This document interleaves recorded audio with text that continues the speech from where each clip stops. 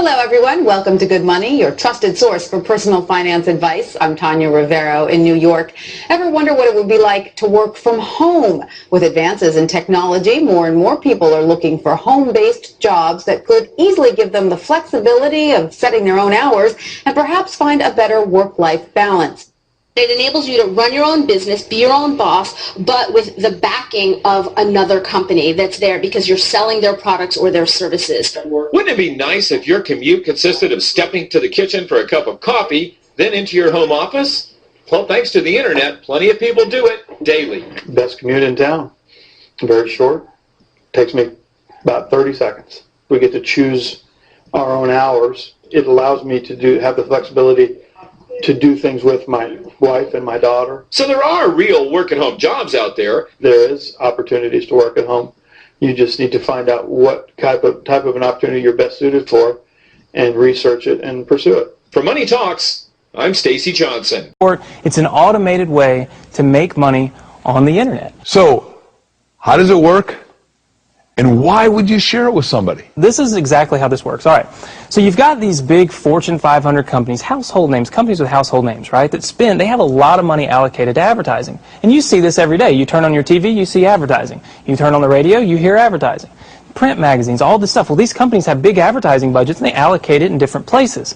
One of the places that they allocate it is to the internet. They have a large portion of their budget set aside to advertise online. And so what I did was I went to them and I said, look, would you pay me to advertise for you? Would you pay me if I send you a customer? They said, yeah, it made sense. Think about it. They pay me only if I send them a customer. It's results-oriented. Right. It's performance-based. It made a lot of sense to them. Instead of paying to be seen, they're paying for customers, right? So they allocate a large portion of their budget to advertising this way. And what I do is I go promote these companies. I don't have to work against them. I don't have to build a business and try to compete with these monster companies. I work with them. They've already got it going. Right. I'm helping them. I send them customers, and in turn, they send me a check. They pay me for sending them customers. So they're elated. You know, when they get a new customer, they're excited. They don't mind paying me. Why not? Because fortunes are being made now. 24 hours a day, 7 days a week, 365 days a year. The 40 richest people under the age of 40? Guess what? Over half of them made their fortunes on the internet. And believe it or not, you could too.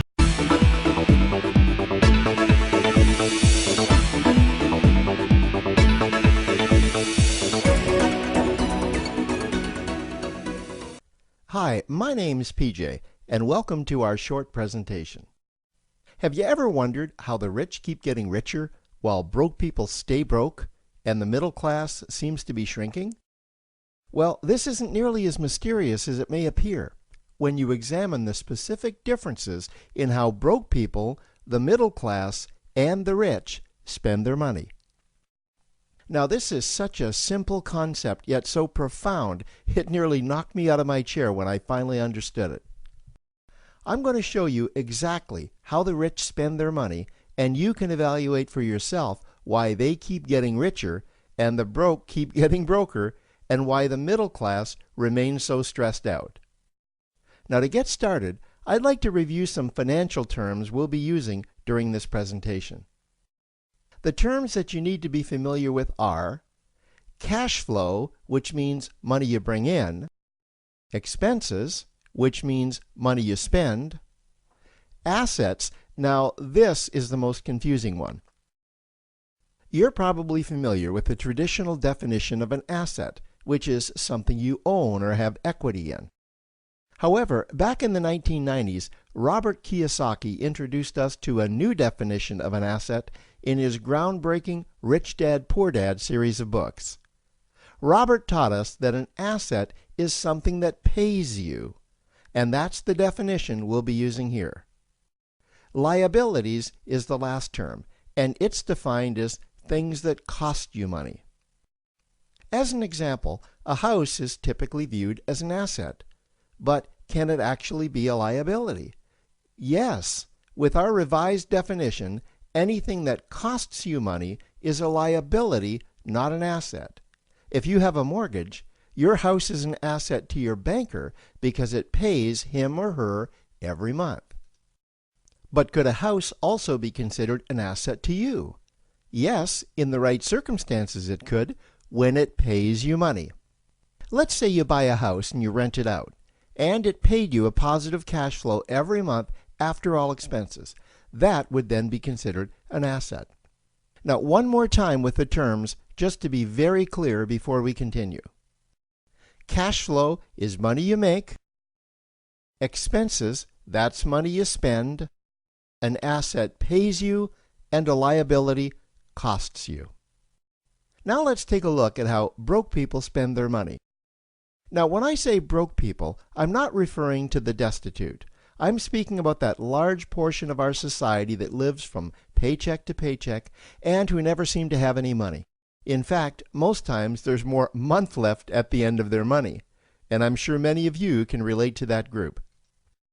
On payday, broke people buy what I'm going to call stuff. Well, what's stuff?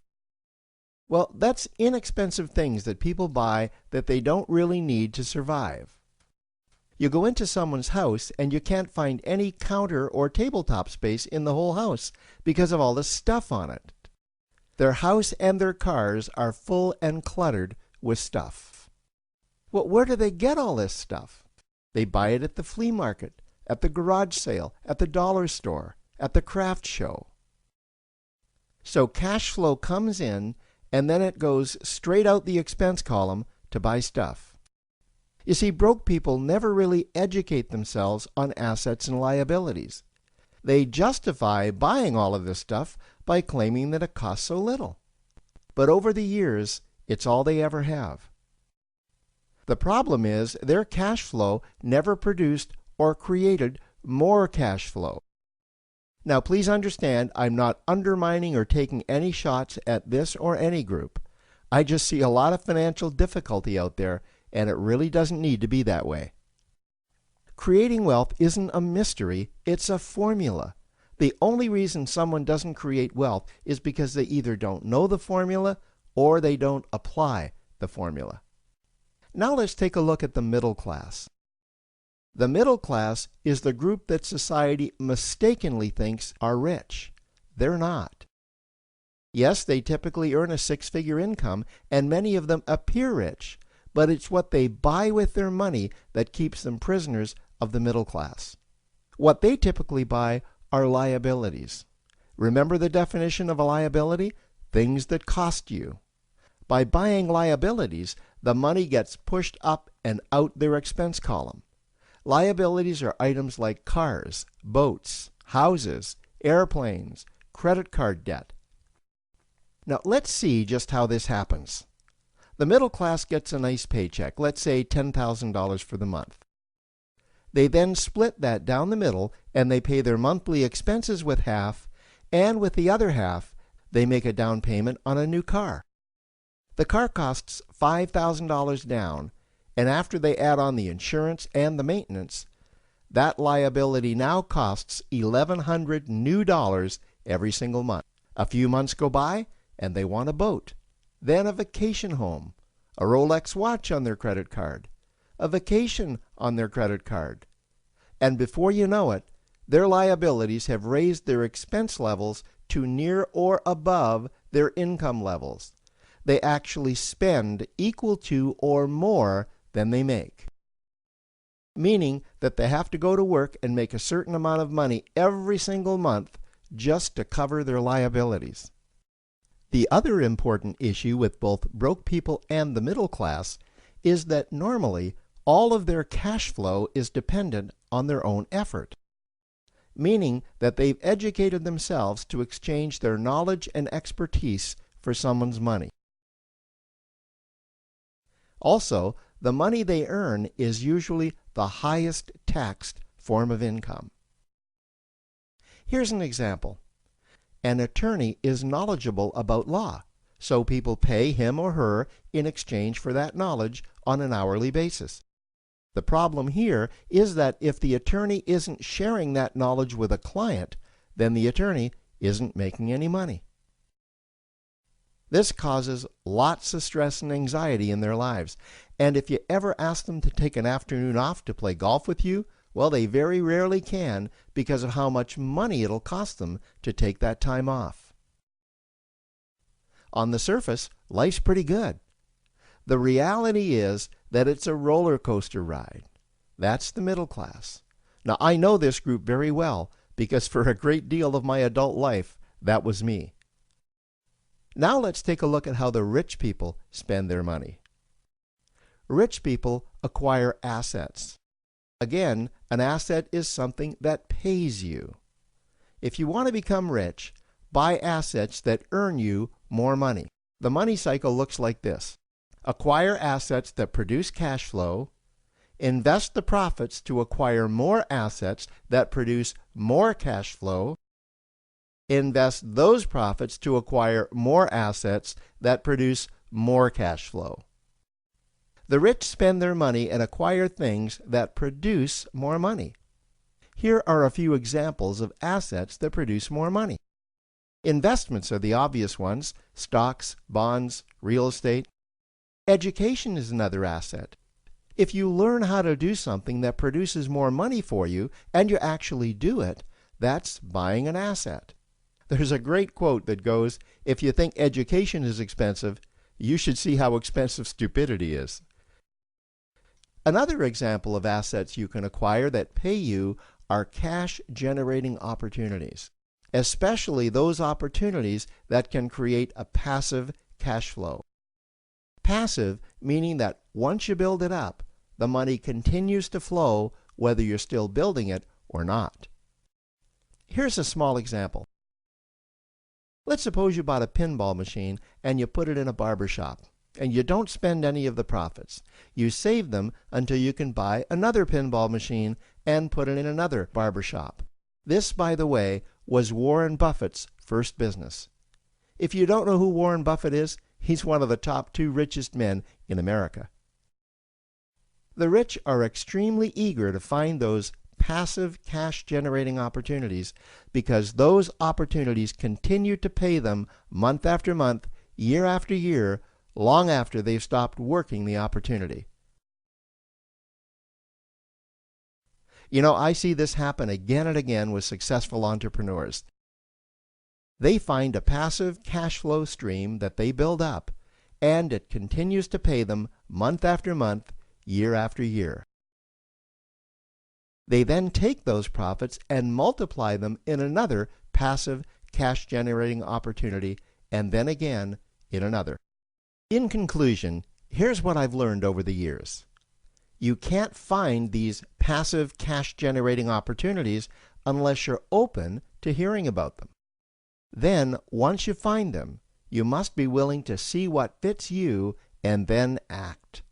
Now, the reason I say this is that I once answered a hokey little ad that I ended up generating 7 figures from, simply because I answered that ad and then took action. These opportunities are out there, you just need to find them. You also must be opportunistic enough that when the right situation does present itself, you don't miss it. So remember, broke people buy stuff, the middle class buy liabilities, and the rich acquire assets, preferably cash-generating opportunities that can create passive cash flow. They then take that cash flow and invest it in another asset that produces more cash flow. That's the wealth creation formula. Now, I trust you found this introductory information helpful. Now, to learn about one of the greatest cash-generating machines on the planet, click on the link below to proceed to step 2. That's why our Work at Home series has been so popular. We've been featuring local work-at-home jobs that really do work. Today, meet a Cherry Hill mom who's made a go of it. I worked in television for years. I started out at NBC 10. And from production assistant at NBC 10, Patty Feeney went on to full-time work as a producer at Banyan Productions. But long work days and the birth of her son forced her to make a change. After I had my son, I just never saw him anymore. I was giving him to the babysitter before dawn and picking him up after dark. So Patty found a way to work from home, because working from home gives her the time to raise her 4-year-old son and 2-year-old daughter. I think it's the best of all worlds because you do get to spend your life with your kids. I just love to talk with my kids. I love to see them develop Advice for other moms who want to get into a work-at-home business? Research and just take a look and keep your mind open to find a different opportunity.